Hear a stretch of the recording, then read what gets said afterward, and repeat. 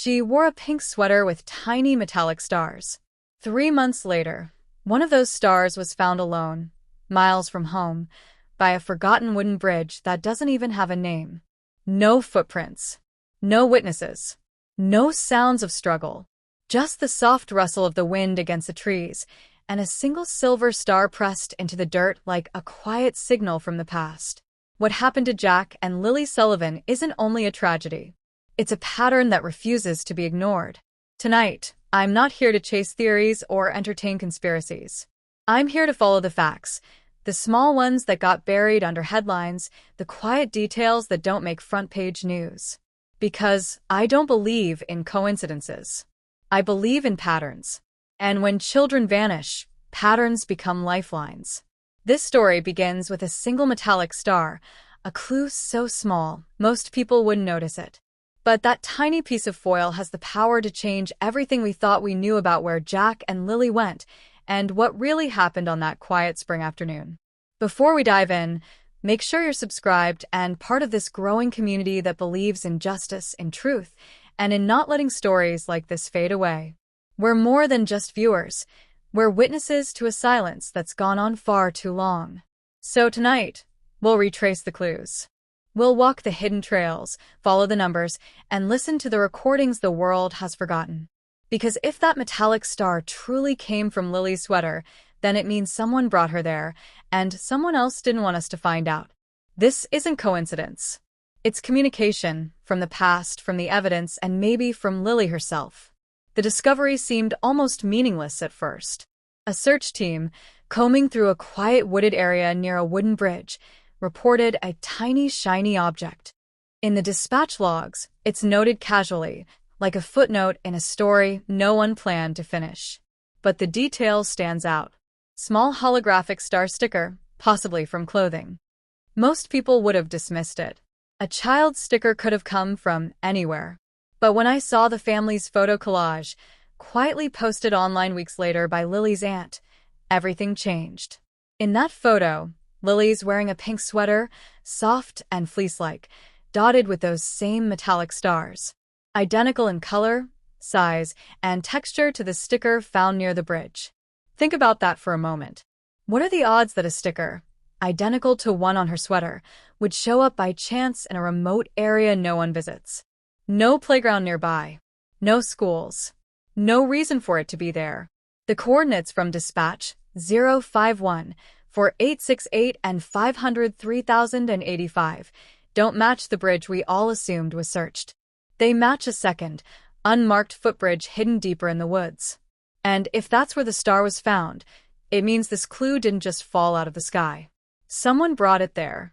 Evidence like this doesn't shout. It whispers. It hides in plain sight, waiting for someone to listen. But in that whisper lies a message. Lily was there. Or, at least something that belonged to her was. That one object turns the entire case from speculation into geography. It gives us coordinates, direction, and possibly the last location she stood. And that's why this clue matters. Because when you strip away the noise, the press conferences, the theories, the misinformation, you're left with something that doesn't lie. The ground itself. And that ground, marked by a single metallic star, is where this story truly begins. Once you have one clue, the mind starts to map connections. The metallic star near the bridge wasn't the only discovery. A few days later, another object surfaced, a small, soft blanket found tangled in brush along Lansdowne Road. It matched the one Jack's mother said was missing from his bed the morning they disappeared. Suddenly, we have a corridor, a stretch of land that links two pieces of evidence, the star and the blanket. One near a hidden bridge, the other near a roadside clearing. Both isolated, both easily overlooked. But together, they form a pattern. This is where the case begins to shift from mystery to method. Whoever or whatever moved through that area knew the terrain. The bridge isn't marked on most maps, and the road where the blanket was found is rarely traveled.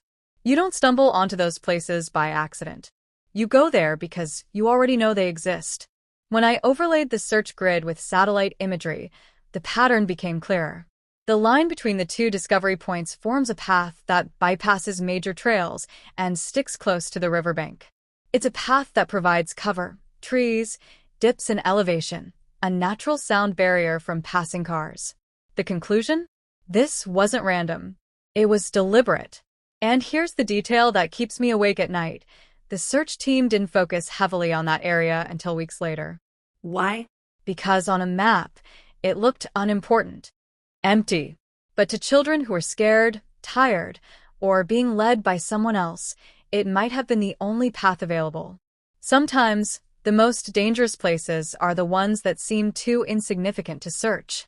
And that's why this forgotten stretch of land, between a bridge and a roadside patch, might hold the truth we've been missing all along.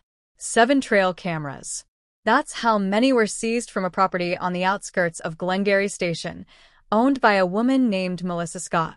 Her land sits on the very edge of the Sullivans' neighborhood, close enough to catch movement between the back roads and the woods. Those cameras recorded everything that passed by from April 27th to May 3rd, the exact window when Jack and Lily vanished. 7 angles. 7 silent witnesses. The footage was collected by authorities weeks ago. But since then, nothing, no statement, no press release, not even a confirmation that anything useful was found. It's as if those cameras disappeared into the same silence as the children themselves. And that silence doesn't make sense. In most missing person investigations, surveillance footage is gold. It can break cases open in days. So, why has this digital evidence vanished from public conversation? Were the cameras faulty? Or did they capture something that can't easily be explained or shared? The unanswered questions multiply. If these cameras pointed toward the trails leading to the unnamed bridge, what did they record during those crucial days? A vehicle? A person?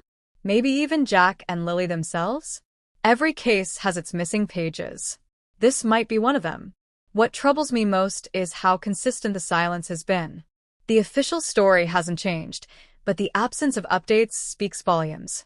In a world where information spreads instantly, a 3-month blackout isn't accidental.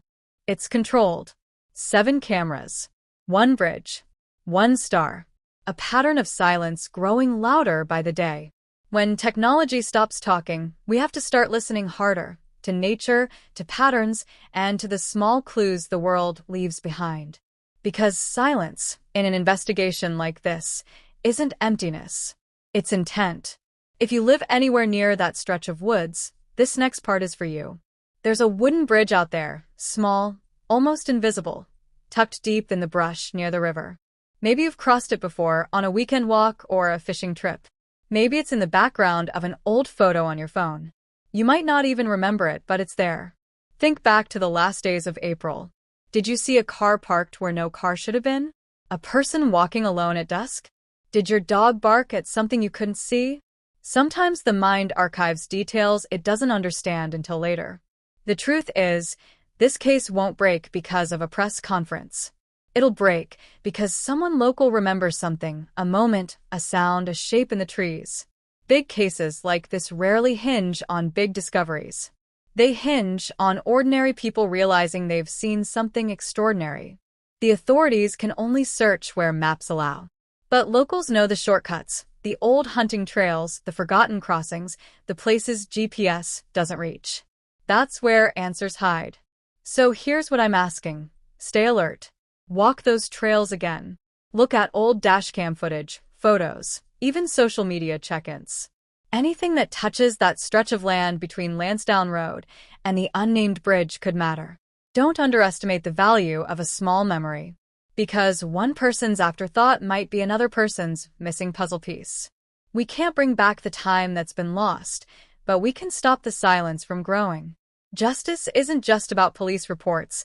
It's about people who refuse to look away. And if you're listening to this right now, you're already part of that fight. The longer Jack and Lily are gone, the louder the silence becomes. We've talked about a metallic star, a pink sweater, a blanket, and 7 silent cameras. Individually, they're fragments. Together, they sketch an outline of truth, a truth someone might not want us to see. Maybe this wasn't an accident. Maybe it wasn't wandering or getting lost. Maybe it was deliberate. And if that's the case, then every second we stay silent, the trail grows colder. That metallic star isn't just a sticker. It might be Lily's last message. A breadcrumb, pressed into the dirt by a trembling hand. A cry for help, left behind in the only way a child could. And if that's true, we owe it to her to listen. There's something haunting about that bridge. It's unmarked, unnamed, omitted from official searches. Yet it sits within the exact coordinates that could hold the truth. Why hasn't it been acknowledged? Was it overlooked or intentionally ignored? When crucial details disappear from the record, we're forced to ask, who benefits from that silence? But here's the thing. Silence only wins when we stop speaking. So don't stop. Keep sharing. Keep asking questions. Keep this story alive in the public eye. Because cold trails aren't dead trails. They're just waiting for the right noise to wake them up again. We owe that to Jack, to Lily, and to every missing child whose voice was silenced before they could speak for themselves. This isn't just a story, it's a signal flare. Don't let it fade.